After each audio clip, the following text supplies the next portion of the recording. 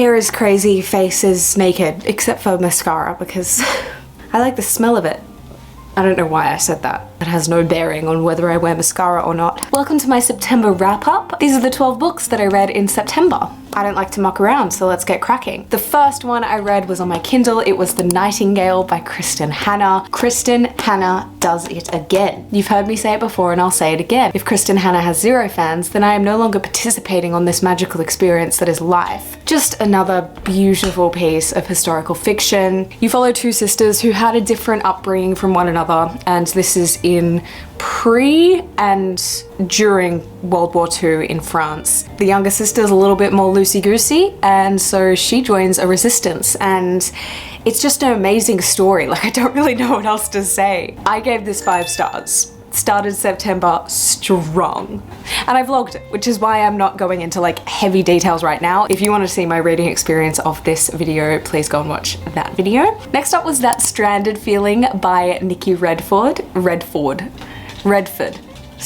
Nicky Redford Focus. This is also from the same vlog as before that I read The Nightingale in. This was a random find, this one. You follow a girl who is basically living like quite solitary in a cabin in New Hampshire. She gets a knock on the door from a billionaire who is stranded and his phone's out of charge, and then they end up stranded together for a few days in this crazy storm. Big 2-night stand vibes. It was very cutesy. I gave it 3.5 stars based on how quick it was.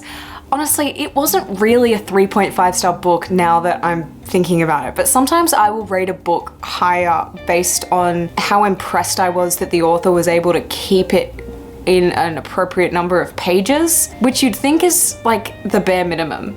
But lately, like, what romance needs to be more than 370 pages long, please? The Bookbinder of Jericho by Pip Williams. This one was a physical book which I have had sitting on my coffee table, which you are currently sitting on. I don't have a TBR cart. My TBR cart is my coffee table because the bottom of it is a little bit janky. And so I like to put the books on there to weigh it down so it doesn't flip all over the place. So that's where this was living for a little while until I picked it up to read it this month. These pages are also quite thick. Like, the publisher, a firm press, and the author made a decision to make this book really beautifully because the pages are just like, you hear that? Made the reading experience so enjoyable. You follow 2 sisters who are working in a printing press, or, you know, a bookbindery in World War II. World War One.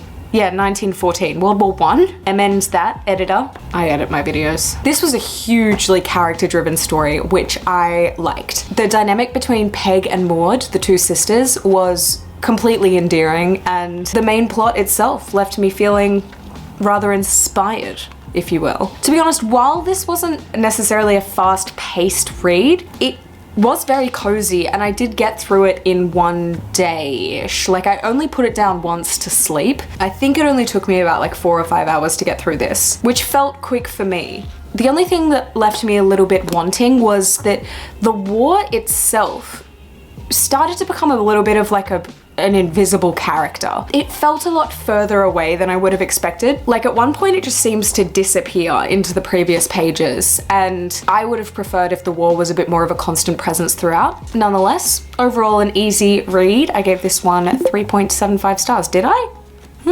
Go Pip Williams. Next up was 11/22/63 by Stephen King. This was my very first Stephen King, and yes, I will absolutely be going back for more. This one was on my Kindle. I was at the snow with my mum while I was reading this book, and so it took me a little bit longer to get through. I think it was like almost a full week that I was reading this one.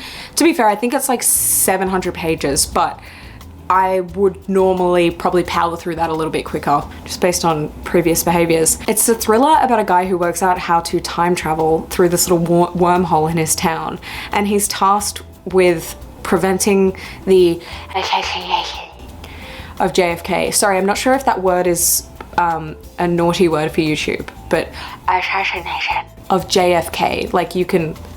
That's enough, right? This was really fun. I really liked the story and the constant intricacies and consequences that were present throughout, like with the idea of time travel. It did slow it down a little bit at times, but even though the main goal of the story was clear, like prevent the of JFK, I had no idea where it was gonna end up at any point. 4 stars for me.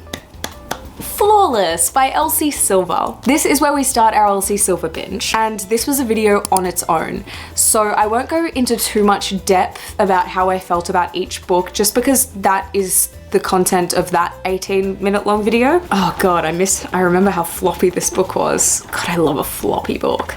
It was cute. It didn't really feel like there was much of a crux to the story, and that ended up being my problem for all of the books. I gave this one 3 stars, nonetheless. Moved on to the next one, Wild Love by Elsie Silver. This is where I started noticing the pattern.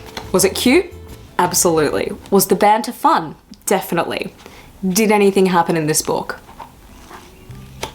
No. I had a cheeky little rant about this in that video I mentioned before, and I won't say it again here, but the too long didn't read is that Elsie Silver set up about 5 different things in the beginning of this book that could have been a challenge for the characters to overcome, a chance to add a little bit more substance to the book, and it didn't happen. And so this one got a 3-star as well. God, everyone's getting 3 stars. I feel like Oprah with my 3 stars today.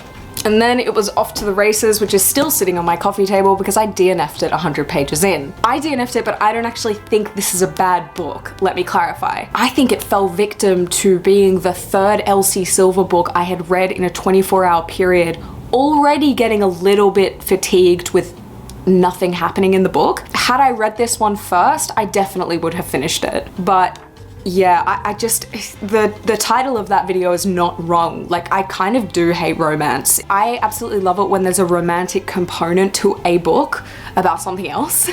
But when the entire story is romance, I get a little bit bored. I completely understand that that is not the case for everyone. I just want a little bit more from my stories, and I will probably pick this up when I'm ovulating.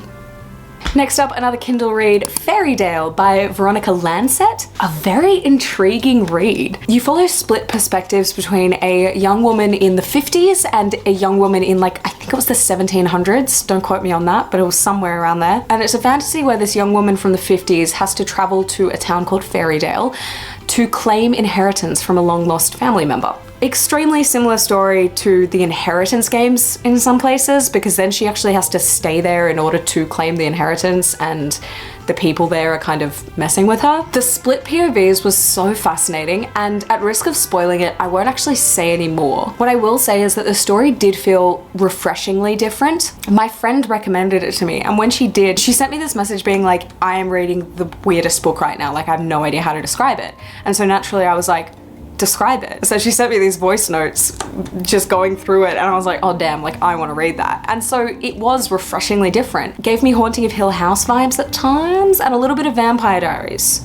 But I won't say any more because I might spoil I don't remember like what was revealed when kind of thing, so. But it lost me along the way. I didn't know if it was the book or me at first. Maybe I was just like in a bit of a slump with it, but then my friend confirmed when she finished it, she agreed. She was like, the back half of the book was a bit dull. I thought we were dealing with a 4-starer, potential 5-starer right here. Alas, it ended up with a 3.75, which even looking back now, I think is a little bit generous. Like 3.5 is probably where that sits. Pet Cemetery by Stephen King. I'd bought this at a bookstore when I was actually looking for, oh, there you are.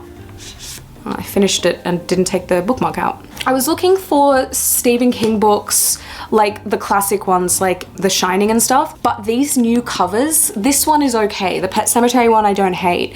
The new covers for The Shining and stuff, like it's like neon green, and I don't say this lightly, awful. And I didn't want to own it. So I'm looking for like a better version of the Stephen King paperbacks before I do a Stephen King video, because I really do want to do that. Because I want to read physical books for that video, not necessarily for the video, but because I have no issue with owning like 5 of Stephen King's best books, you know? Anyway, this one is spookadelic. I don't really want to say anything at risk of spoiling it, but if you like spooky things, you'll probably like this. It wasn't scary to me, but like I was just kind of intrigued. But a note I'd like to add here is I think that's everyone who likes horror stuff, because there's something wrong with us. The emotion for fear gets transplanted for curiosity and intrigue. I still don't really have a rating on Goodreads for this, but it's been a couple of weeks, so I'm gonna say 3.75. I am seriously Oprah with the 3s and the 3.75s. Memoirs of a Geisha by Arthur Golden? Is that his name, or did my Word document autocorrect that? I don't know.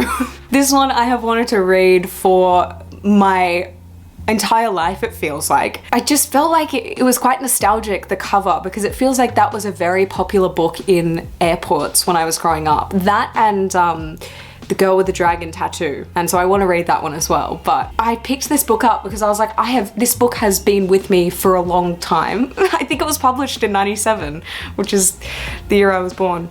Don't say that too loudly. But anyway, amazing historical fiction about a young woman who becomes a geisha and her journey becoming a geisha, and when World War II hit and Japan was involved in that, and how the war affected the geisha industry, and taught me a lot. Like, I learnt a lot about Japanese culture and just geisha culture in general. There is a part of the book where it mentions that Westerners understand geisha as lady of the night, if you will. If you didn't get that noise I made a second ago. And I definitely kind of had an inkling that that's what a geisha was. They're not. They just entertain men in a very appropriate way, for most of the book at least. Solid 4.5 stars there. I really liked that one. Next was A Conjuring of Ravens by Azalea Ellis. I read the back end of this book in this video and I explained the whole plot and stuff like that, so I'm not gonna go crazy into depth here.